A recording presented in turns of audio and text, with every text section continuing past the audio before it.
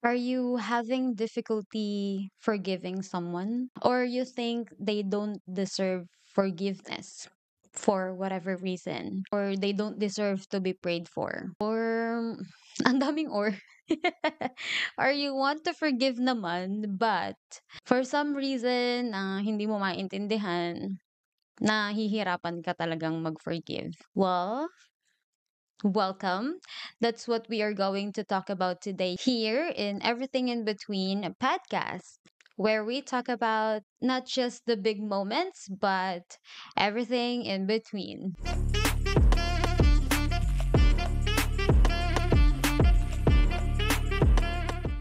Hi, it's your dazzling host, Raz, and welcome to the fourth episode of this podcast. Grabe. Grabe yon.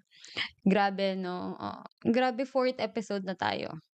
Laban. So yeah, today I'm gonna talk about forgiveness, unforgiveness. And alam nyo ba na itong episode 4 at episode 5 ay wala sa mga sa episode calendar ko kasi ang advice nila bago ka mag-start launching your podcast, you have to think of at least 10 to 25 topics para hindi ka nangangarag.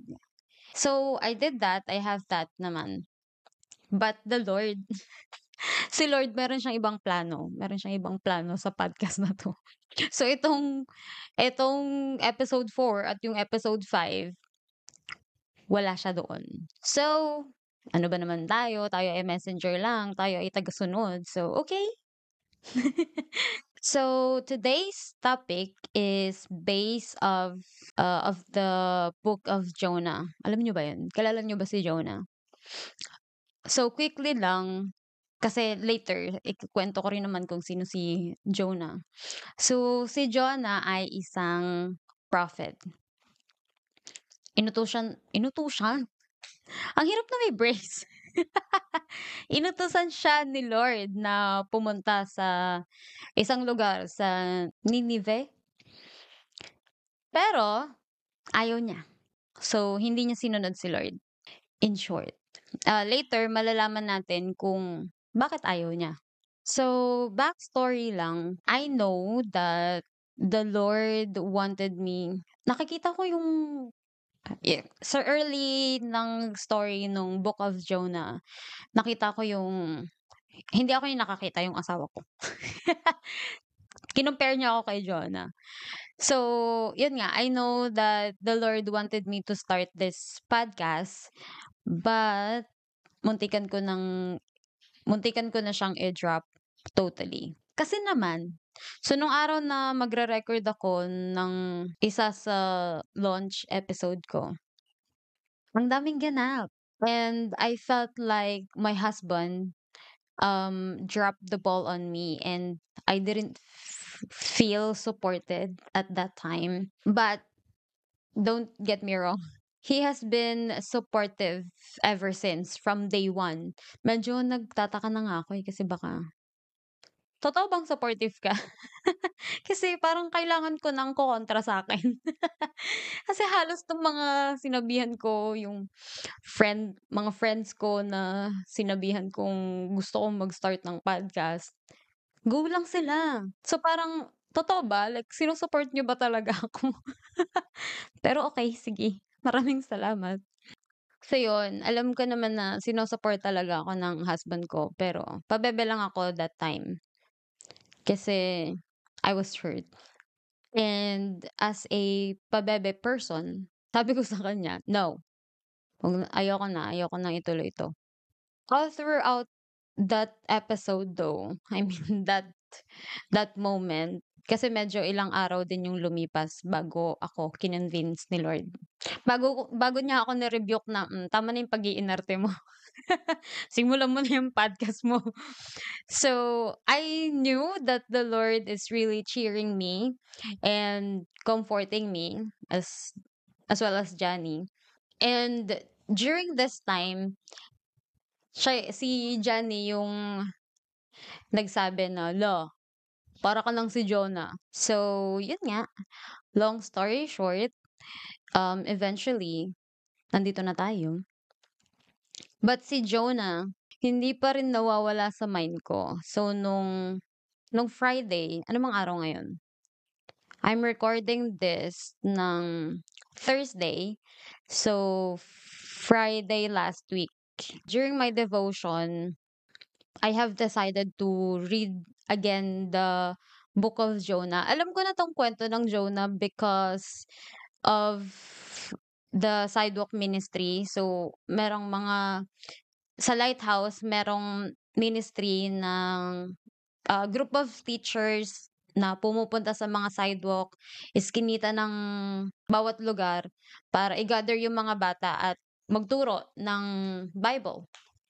So, narinig ko na 'to doon, yung kwento ni Jonah. And so, I grabbed the book thinking that the Lord will remind me na eventually, kahit na lumiko ka kung saan-saan, you will really have to do what the Lord wants you to do. So, wala kang choice. By hook or by crook or by balyena, ibabalik ka ni Lord sa kung saan ka dapat, sa kung ano yung sinabi niyang gawin mo. But, after reading the book, iba yung message na nag-resonate sa'kin. So, this is why we are here. So, sino ba si Jonah?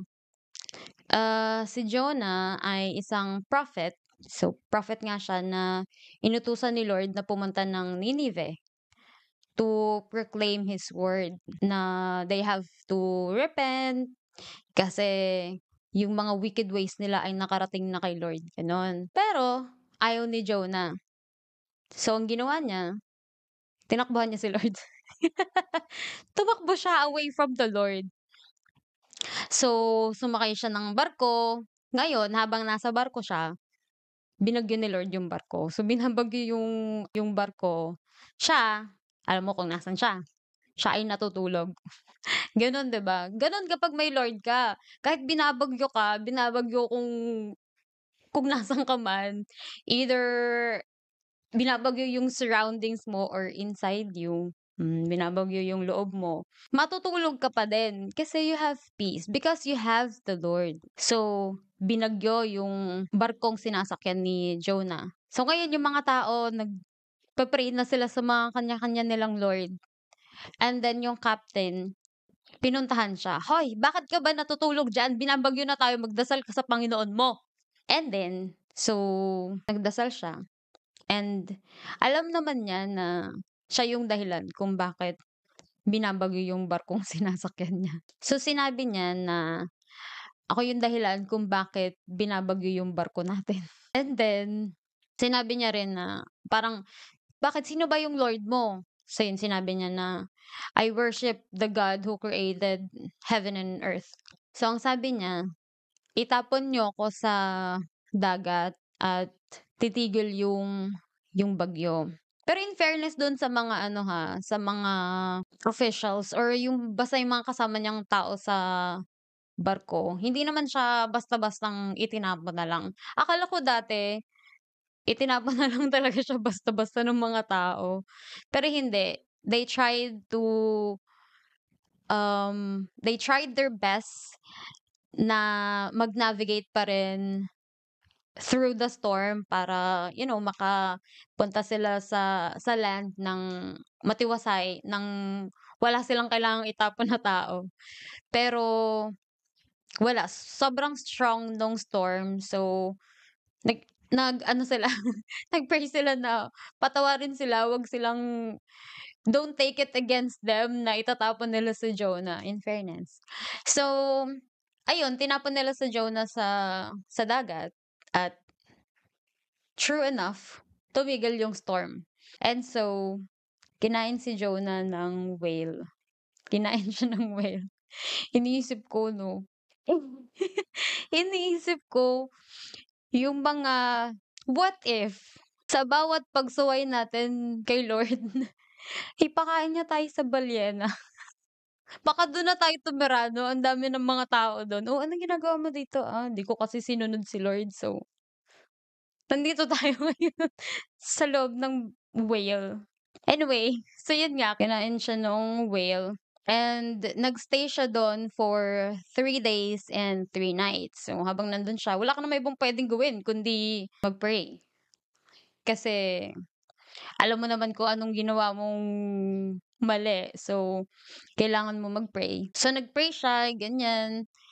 And then, eventually, sumuko na siya kay Lord at sinabing, okay, fine. If this is really what you want me to do, I'll do it.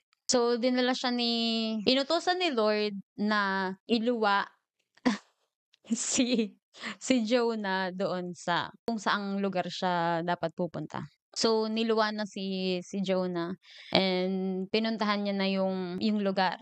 So, Jonah proclaim the word doon sa mga taga Nineveh.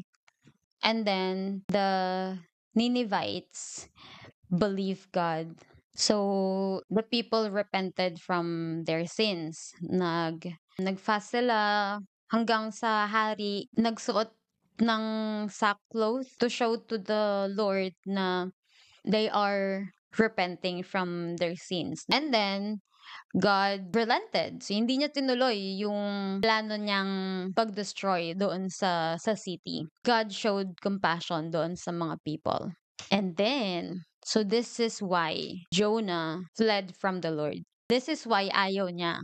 Ayaw niyang gawin yung inuutos ni Lord. Because he knew that the Lord is compassionate, abounding in love. So, alam niya na kapag pinroclaim niya yung word ng Lord dun sa mga tao, magre-repent sila. And ayaw niya yon. Nagalit siya doon. So kaya siya umalis. He doesn't want people to repent. He doesn't want the Lord to forgive. And then na-realize ko, di ba parang ganito rin tayo? Ako personally, every now and then, sobrang naiinis ako pag nakakita ako ng injustice. Kapag may napapanood ako na someone got killed by someone with no apparent reason. So, di ba, aren't we like this as well? Na isipin natin, hindi nila deserve ng prayer or I don't need to go to that place para sabihin sa kanila, oy na, mag-repent na kayo kay Lord. Turn away from your wickedness. 'Di ba? Aren't we like this kapag nakakita tayo ng pag nakakita ako ng just tingnan mo, just thinking about them, naba-bad trip na ako, nasisira na yung mood ko. So, ganito lagi yung reaction ko kapag may makikita ako na corrupt leaders, yan. Lalo ngayon na mag-e-election, pag merong leaders na hindi okay sa corporate world, yung mga greedy people, hindi ko kasi maintindihan kung bakit kailangan. Tapos sasabihin ni Lord na, pray for them. Have compassion for them. And patawarin mo yung mga taong nagkasala sa'yo. Yung mga taong ginawan ka ng mali. Parang, why? Why? Pero yun, 'di ba? Ayaw natin because in our finite mind, deserve nilang maparusahan ni Lord, 'di ba? Bahala sila sa buhay nila. Choice naman nila 'yan. So, I'm thinking ganito yung iniisip ni Jonah na, Lord, alam mo kung gaano ka-wicked yung mga 'yan. So, kung gusto mo silang parusahan because of what they do, gawin mo. They deserve it. So ako, alis ako. Pero yun, I can't count how many times I have thought something ill to those people dun sa mga people na corrupt, sa mga greedy, yung mga taong nagte-take advantage ng weakness ng iba. And every time, the Lord would ask me to pray for them. I would pray crying. Not because naaawa ako sa kanila, but because I hate those people.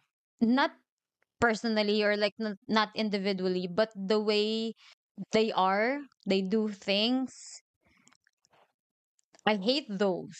So in my finite mind, they deserve to be judged. And the Lord would just always remind me that it is not my job. It is not our job to judge, to persecute. James 4:11 says, "Brothers and sisters, do not slander one another.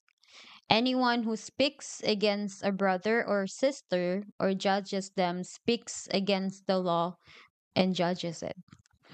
When you judge the law, you are not keeping it, but sitting in judgment on it." Okay. Ay, naku to si Lord. Ang hirap gawin nito, 'di ba? Lalo, yun nga, ang hirap niyang gawin kapag inisip mo, kapag makikita mo sa mga balita na ganto, ganyan. But we have to be reminded. Kaya siguro tayo nandito ngayon because we have to be reminded na it is not our job. Our job is to pray and show compassion. Napakahirap gawin, no? Yun lang yun, is our job is to pray for those people and to show compassion. Pero ang hirap, lalo kapag affected ka directly, kapag ikaw mismo yung nakaranas, ang hirap nun. Pero wala, kasi wait lang.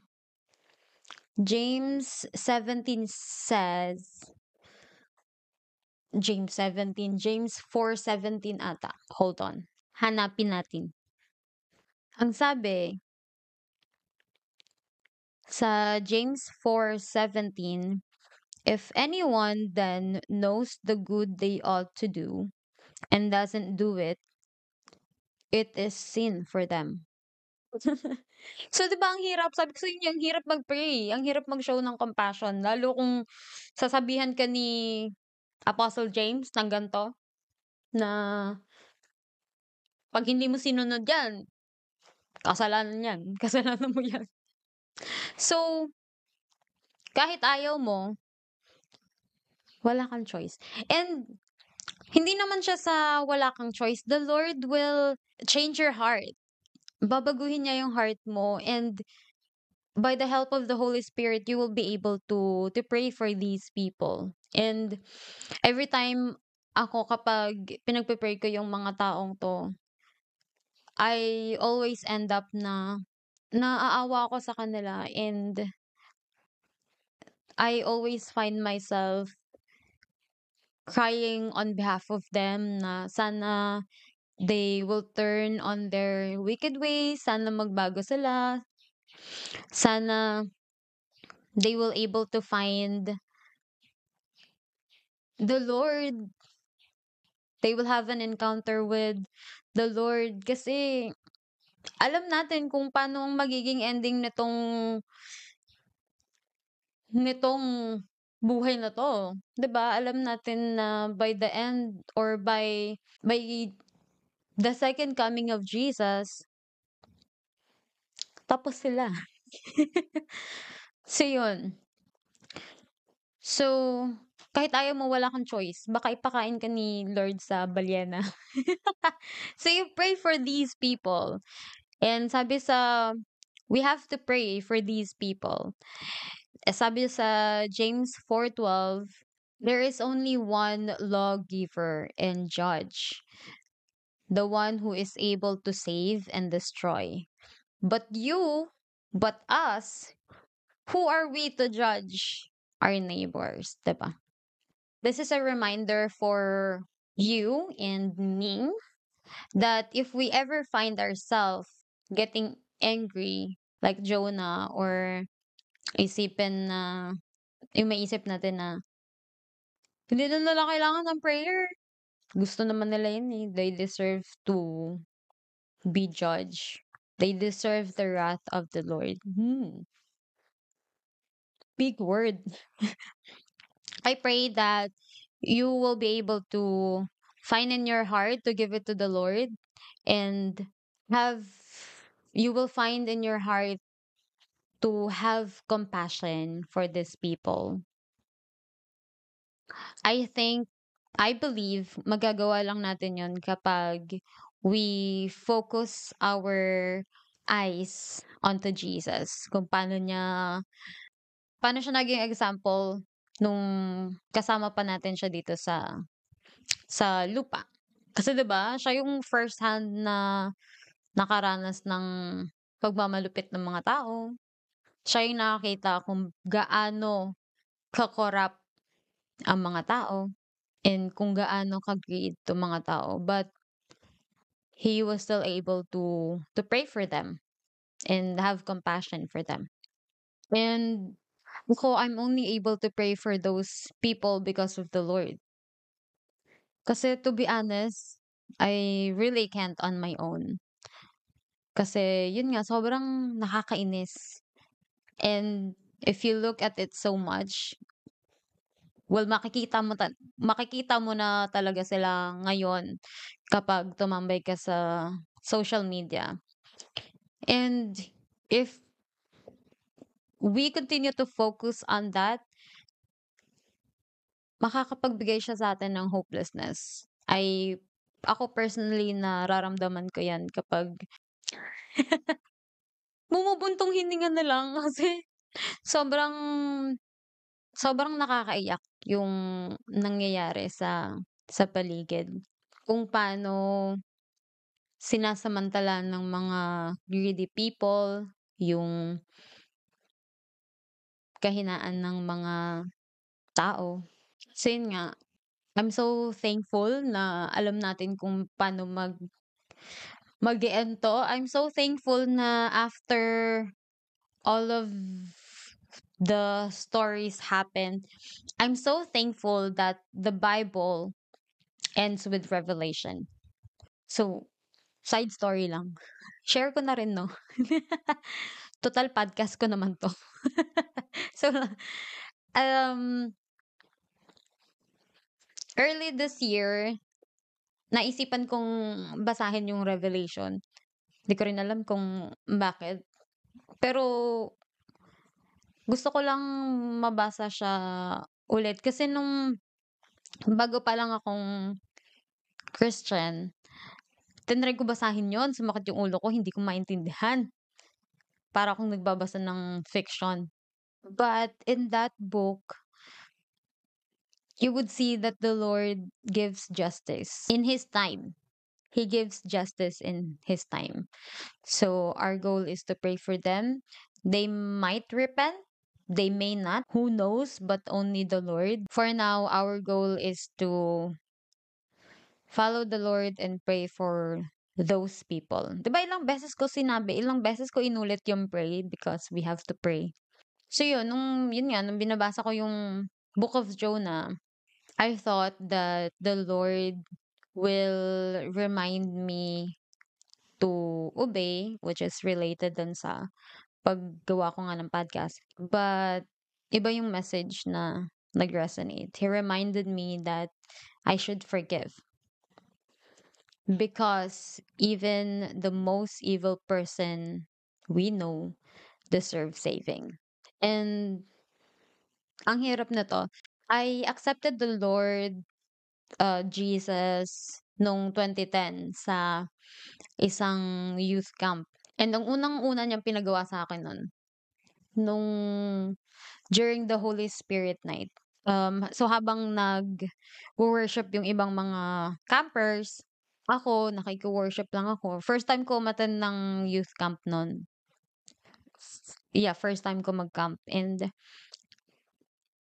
orchestrated din ni Lord yun kasi naglalaba lang ako nun ta's bigla akong tinawag ni mama na pinatawag niya pala ako, hindi niya ako tinawag, pinatawag niya ako dun sa ibang mga bata dun. Nung pagpunta ko sa kanya, sabi niya kung gusto ko ba daw sumama sa camp.